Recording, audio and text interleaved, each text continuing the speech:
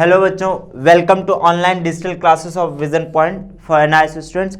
बच्चों, मैं आपका केमिस्ट्री का इंस्ट्रक्टर आदित्य सर आप लोगों को केमिस्ट्री सेकेंडरी की केमिस्ट्री पढ़ा रहा था, है ना। सेकेंडरी हाई स्कूल की केमिस्ट्री पढ़ा रहे थे बच्चों आपको हम। आपका जो मॉड्यूल चल रहा है, सेकेंड मॉड्यूल चल रहा है। सेकेंड मॉड्यूल कौन सा था बच्चों? मैटर इन आर सराउंडिंग, है ना। मैटर इन आर सराउंडिंग एक चैप्टर आप पढ़ चुके हैं, अगला चैप्टर आप पढ़ रहे हैं। चैप्टर कौन सा पढ़ रहे हैं बच्चों? एटम्स एंड मॉलिक्यूल्स, है ना। एटम एंड मॉलिक्यूल्स, इसका छोटा सा डिस्क्रिप्शन हमने आप लोगों को बता दिया था। चैप्टर नंबर 3 है ये बच्चों, साइंस का, है ना। साइंस का चैप्टर नंबर 3 है, ठीक। ये मत समझना कि मॉड्यूल 2 है। मॉड्यूल 2 तो मॉड्यूल का नाम है, यूनिट का नाम है। ये आपका चैप्टर नंबर 3 है। चैप्टर नंबर 3 में बच्चों जो हम लोग पढ़ के आ रहे हैं, सेकेंड लेक्चर पढ़ रहे हैं। क्या पढ़ रहे हैं बच्चों? सेकेंड लेक्चर पढ़ रहे हैं। इसके पहले बच्चों हम लोगों ने फर्स्ट लेक्चर पढ़ लिया है। फर्स्ट लेक्चर में हमने क्या पढ़ा था बच्चों? एटम की डेफिनेशन क्या होती है, ठीक। फिर हमने देखा था कि law of conservation of mass देखा था, लॉ ऑफ कांस्टेंट प्रोपोर्शन देखा था। फिर आप लोगों ने देखा था बच्चों डाल्टन्स एटॉमिक थ्योरी, है ना। क्या देखा था बच्चों? Dalton's atomic theory. इतनी चीजें आप लोगों ने पढ़ी थी, इतनी चीजें बच्चों आप लोगों ने पढ़ी थी। आज जो हमारा सेकेंड लेक्चर स्टार्ट हो रहा है, सेकेंड लेक्चर में हम पढ़ेंगे क्या बच्चों? एटम का मास क्या होता है, ठीक। यानी कि एटॉमिक मास किसको कहते हैं। फिर आप देखेंगे एटॉमिक नंबर किसको कहते हैं।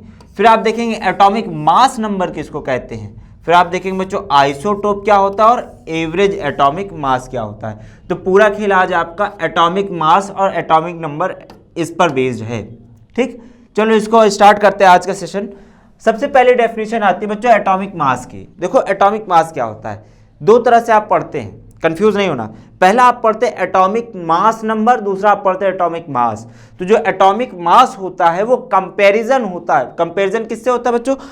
कार्बन 12 के आइसोटोप से, ठीक।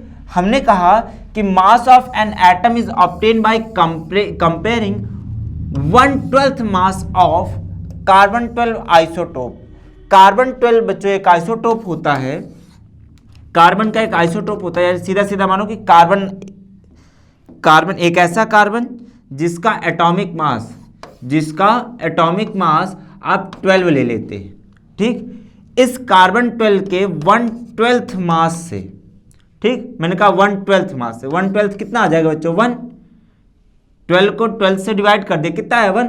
तो 1 से कंपेयर कर रहे हैं आप। किससे कंपेयर कर रहे हैं? 1 से कंपेयर कर रहे हैं। हमने कहा कि अगर कार्बन 12 का मास एग्जैक्टली 12 AMU हो, तो इस कार्बन 12 के 1/12 मास से, किससे? 1/12 मास से आप कंपेयर करेंगे किसी एटम का मास, तो जो मास आएगा वही क्या कहा जाएगा बच्चों? उस एटम का एटॉमिक मास कहा जाएगा। उस एटम क्या कहा जाएगा बच्चों? एटॉमिक मास कहा जाएगा। जैसे एग्जांपल देखा जाए, अगर हमसे पूछा जाए कि हाइड्रोजन का एटॉमिक मास कितना होगा, तो मैंने कहा थोड़ा सा हाइड्रोजन ले लिया और उसको मैंने कार्बन 12 के एटॉमिक मास से 1/12 से डिवाइड कर दिया। क्या कहा बच्चों? मैंने हाइड्रोजन के मास को कार्बन 12 के एटॉमिक मास के 1/12 से डिवाइड कर दिया। तो जब डिवाइड किया तो जितना आया उसको हमने क्या कहा बच्चों? हाइड्रोजन का एटॉमिक मास कहा। क्या कहा बच्चों? हाइड्रोजन का एटॉमिक मास कहा। तो जब हमने 1/12 मास से डिवाइड किया तो कितना आया? 1 AMU। तो यही 1 AMU क्या कहा जाता है बच्चों? हाइड्रोजन का एटॉमिक मास। क्या कहा गया बच्चों? हाइड्रोजन का एटॉमिक मास। इसी तरह अगर हम दूसरा एग्जाम्पल देखना चाहें तो हमने कहा अगर हमें ऑक्सीजन का एटॉमिक मास चाहिए हो, क्या चाहिए बच्चों? ऑक्सीजन का एटॉमिक मास चाहिए हो, तो हम करेंगे क्या? हमसे कहा गया देखो ऑक्सीजन का मास ले लेंगे और ऑक्सीजन के मास को कार्बन 12 आइसोटोप के मास से 1/12 से हम डिवाइड कर देंगे। ऑक्सीजन के मास को कार्बन 12 के मास के 1/12 से हमने डिवाइड कर दिया, तो कितना है बच्चों? 16 AMU। तो ये 16 AMU क्या कहा जाएगा? Mass of oxygen. क्या कहा जाएगा बच्चों? मास ऑफ ऑक्सीजन कहा जाएगा बच्चों। ये समझ में आई बात? मास ऑफ ऑक्सीजन कितना है बच्चों? 16 AMU। 16 AMU। तो इस तरह से आप निकालते हैं एटॉमिक मास क्या होता है। आपसे जब एग्जाम में पूछेगा बच्चों, तो आप करेंगे क्या? ये डेफिनेशन लिखेंगे और कम से कम एक और या फिर आप दोनों एग्जाम्पल उठा के टिप देना। टिपने में तुम लोग उस्ताद हो, आए टिपते जाना खूब बढ़िया से, और टिप दोगे मार्क्स पूरे में पूरे मिल जाएंगे, खुश हो जाना। अगला देखो, एटॉमिक नंबर किसको कहते हैं बच्चों? एटॉमिक नंबर क्या होता है? देखो मैंने अभी कुछ देर पहले बताया, दो तरह से आप पढ़ते हैं, एक नंबर्स के फॉर्म में, एक एटॉमिक मास के फॉर्म में। मैंने कहा एटॉमिक नंबर पहले पढ़ लेते हैं। तो number of proton in nucleus of an atom is called atomic number. आपने वो बच्चों इसके पहले बताया था फर्स्ट लेक्चर में कि जो एटम होता है, एटम के अंदर एक डेंस न्यूक्लियस होता है। क्या होता है बच्चों? न्यूक्लियस होता है। इस न्यूक्लियस में प्रोटॉन भी होता है और न्यूट्रॉन भी होता है। क्या बताया था बच्चों मैंने? प्रोटॉन भी होता है और न्यूट्रॉन भी होता है, और इलेक्ट्रॉन इसके चारों तरफ क्या करता है? रिवॉल्व करता है। इलेक्ट्रॉन चारों तरफ रिवॉल्व करता है। तो अगर हमसे कह दिया जाए कि एटॉमिक नंबर कितना होगा, तो ध्यान सुनो, मैंने कहा जितना प्रोटॉन का नंबर होगा किसी न्यूक्लियस में, किसी एटम के न्यूक्लियस में जितना नंबर ऑफ प्रोटॉन होगा वही क्या कहा जाएगा? उस एटम का क्या कहा जाएगा बच्चों? एटॉमिक नंबर कहा जाएगा। बात समझ में आई? किसी एटम में या किसी एलिमेंट में, किसी एटम में या किसी एलिमेंट में नंबर ऑफ प्रोटॉन, न्यूट्रॉन और इलेक्ट्रॉन हमेशा फिक्स्ड रहते हैं। क्या कहा बच्चों मैंने? हमेशा क्या रहते हैं? फिक्स्ड रहते हैं। इस कारण से किसी भी एटम को ले लोगे तो उसमें उसका एटॉमिक नंबर हमेशा फिक्स रहता है। जैसे हाइड्रोजन का एटॉमिक नंबर कितना होता है बच्चों? 1 होता है। हाइड्रोजन का एटॉमिक नंबर कितना होता है? 1। क्यों? क्योंकि हाइड्रोजन के अंदर प्रोटॉन कितने होते हैं बच्चों? 1। बात समझ में आई? अब देखो, जो एटॉमिक नंबर होता है इसको आप कैपिटल जेड से डिनोट करते हैं। कैपिटल जेड से डिनोट करते हैं। नंबर होने का मतलब ये नहीं बच्चों कि एन से डिनोट कर दो, गलत हो जाएगा। एटॉमिक नंबर को आप किससे डिनोट करते हो? जेड से। देखो यहाँ एग्जाम्पल लिखा हुआ है सबसे पहले। अच्छा देखो, हाइड्रोजन का एग्जाम्पल भी लिखा हुआ है। कह रहा है हाइड्रोजन का अगर एटॉमिक नंबर देखना हो तो हाइड्रोजन का एटॉमिक नंबर होता क्या है? मैंने कहा number of proton in the nucleus of hydrogen. Hydrogen के न्यूक्लियस में जितने ज्यादा नंबर ऑफ क्या होंगे? प्रोटॉन होंगे, उसी को आप क्या कहोगे? हाइड्रोजन का एटॉमिक नंबर। मैंने हाइड्रोजन का पोस्टमार्टम किया, पोस्टमार्टम में निकला कि हाइड्रोजन के न्यूक्लियस में सिर्फ और सिर्फ एक प्रोटॉन होता है। सिर्फ और सिर्फ क्या है बच्चों? एक प्रोटॉन होता है। तो हाइड्रोजन का जो एटॉमिक नंबर हो गया, वो कितना हो गया बच्चों? 1 है। इजी है?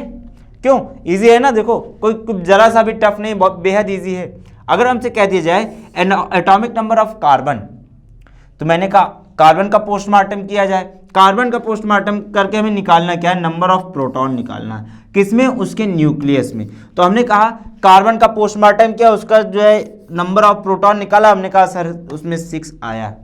6 प्रोटॉन होते हैं किसमें? कार्बन के न्यूक्लियस में। तो अगर कार्बन के न्यूक्लियस में 6 प्रोटॉन होते हैं तो कार्बन का एटॉमिक नंबर कितना हो जाएगा बच्चों? Z = 6 लिख दोगे क्या? बात समझ में आई? इसी तरह अगर आपसे ऑक्सीजन के बारे में पूछता तो आप क्या कहते? सर ऑक्सीजन का एटॉमिक नंबर होता है कितना? 8। तो इसका मतलब उसके अंदर प्रोटॉन कितने होंगे बच्चों? 8 प्रोटॉन होंगे, 8 प्रोटॉन होंगे। बात समझ में आई? इसी तरह सारे एलिमेंट्स के बारे में आप पढ़ते हैं।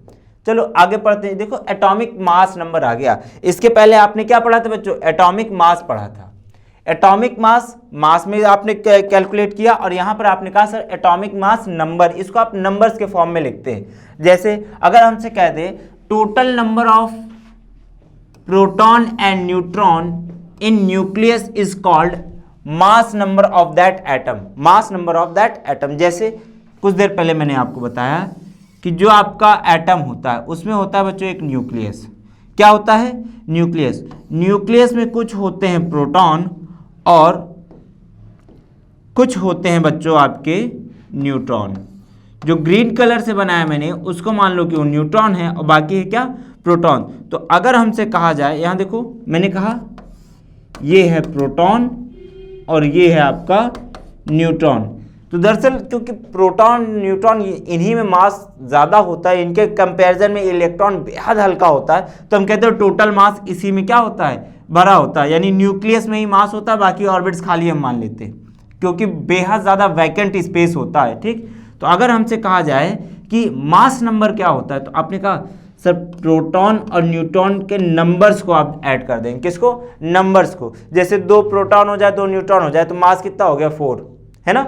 चलो देखो हमसे कहा गया total number of proton and neutron in a nucleus is called mass number of that atom. ये देखो फॉर्मूला लिखा हुआ है उसका, है ना। एटॉमिक मास नंबर क्या होगा, आपने कहा number of protons plus number of neutron, ठीक। डिवाइड बाय के साइन में मत ले लेना। चलो आगे देखो, अगर आपको एग्जाम्पल के बारे में कहा जाए, देखो ऑक्सीजन, ऑक्सीजन में आपसे पूछा जाए कितने इलेक्ट्रॉन प्रोटॉन न्यूट्रॉन होते हैं। आपको तो पता नहीं, मुझे पता, मैं अभी बता दे रहा हूँ, आगे आप लोग सीखोगे कैसे आएगा इसी चैप्टर। मुझसे कहा गया ऑक्सीजन में इलेक्ट्रॉन होते हैं 8, प्रोटॉन होते हैं आपके 8 और न्यूट्रॉन भी कितने होते हैं बच्चों, 8। तो अगर आपसे ये कहा जाए कि इसका मास नंबर कितना होता है, मास नंबर को बच्चों कैपिटल ए से डिनोट करते हैं, याद रखना। किससे डिनोट करते हैं, कैपिटल ए से। तो अगर हमसे पूछा जाए मास नंबर ऑफ ऑक्सीजन, तो आप क्या बताएंगे बच्चों, आप कहेंगे number of proton plus number of neutron.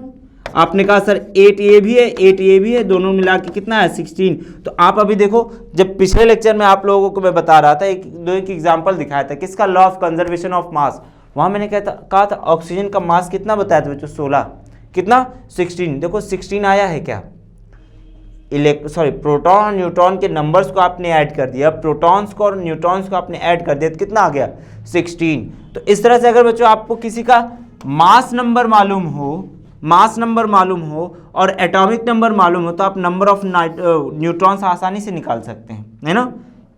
ये मालूम हो तो ये निकाल सकते हैं, ये दोनों मालूम हो तो ये निकाल सकते हैं।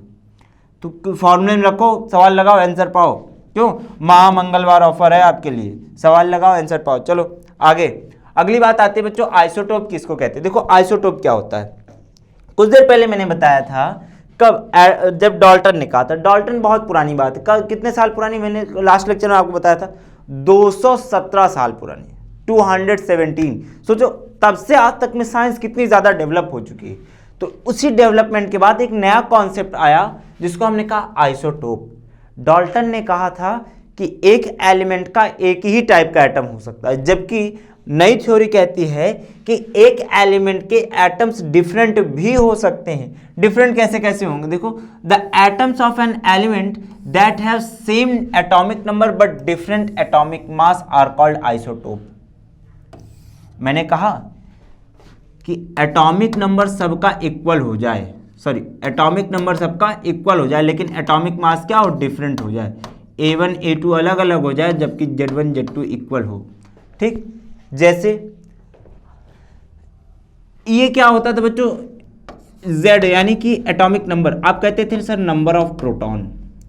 एटॉमिक मास नंबर किसको कहते थे, आप कहते थे सर प्रोटॉन प्लस न्यूट्रॉन। चलो चेक करते हैं, मैंने कहा एक एग्जांपल देखते हैं, आइसोटोप ऑफ हाइड्रोजन। हाइड्रोजन के जो आइसोटोप होते हैं बच्चों, 3 आइसोटोप होते हैं, बहुत इंपॉर्टेंट है, यही पूछा जाएगा आपसे, ठीक। हाइड्रोजन कितने आइसोटोप होते हैं बच्चों, 3। हमने कहा पहला प्रोटियम, दूसरा ड्यूटेरियम, तीसरा टाइट्रियम। तो इन तीनों के बारे में जरा देखते हैं। तीनों के न्यूक्लियस बच्चों, प्रोटॉन, नंबर ऑफ प्रोटॉन एक ही है, सिर्फ एक प्रोटॉन, देखो रेड कलर से बना हुआ है।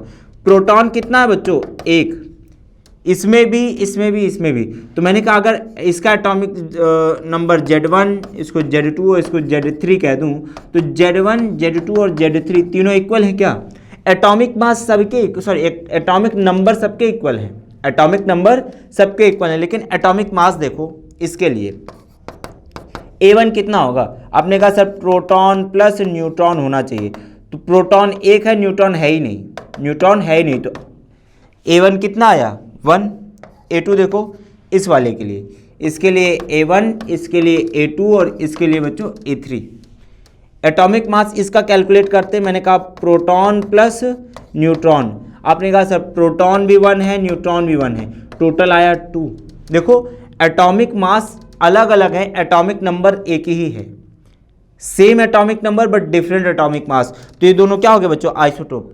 तीसरे वाले में चेक करते हैं, तीसरे वाले को हमने चेक किया, हमने कहा सर प्रोटॉन प्लस न्यूट्रॉन होना चाहिए, तो प्रोटॉन कितना है, आपने कहा सर 1, लेकिन न्यूट्रॉन कितना है 2, तो आपने टोटल बताया 3, तो एटॉमिक मास 3 हो गया। आपने कहा सर एटॉमिक मास चेंज हो रहा है, जबकि एटॉमिक नंबर इक्वल है। तो ऐसे एटम जिनका एटॉमिक मास अलग अलग होता है, एटॉमिक नंबर सेम होता है, ऐसे एलिमेंट्स को आप क्या कहते हो बच्चों? ऐसे एटम्स को आप क्या कहते हो?